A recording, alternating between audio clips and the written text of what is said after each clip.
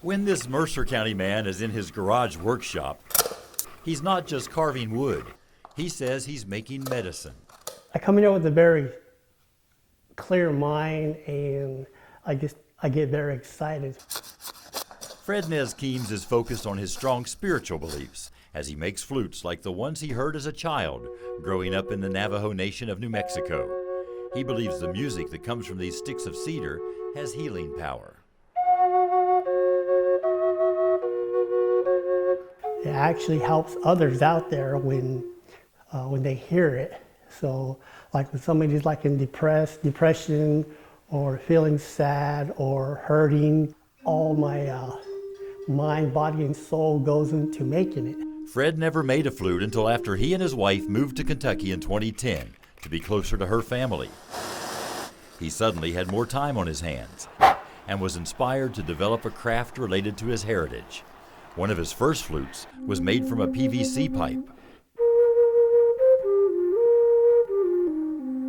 Through trial and error, his flutes became works of art covered with Navajo symbolism, such as pieces of turquoise embedded in a bear claw, and designs that are a nod to his grandparents.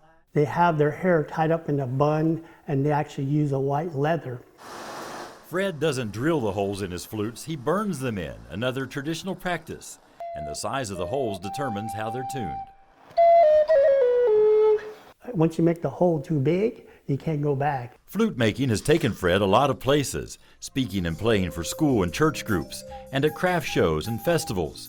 He's even branched out into jazz.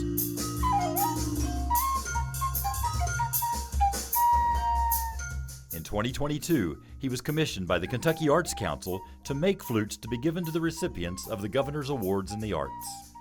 I can't really put into words how proud I am to see him get to perform and to have his flutes, because he feels so privileged to be able to share his culture with other people. Fred's full-time job is in a hospital managing medical supplies, but his workshop is where he comes to get well. The ancestors are with me, guiding me.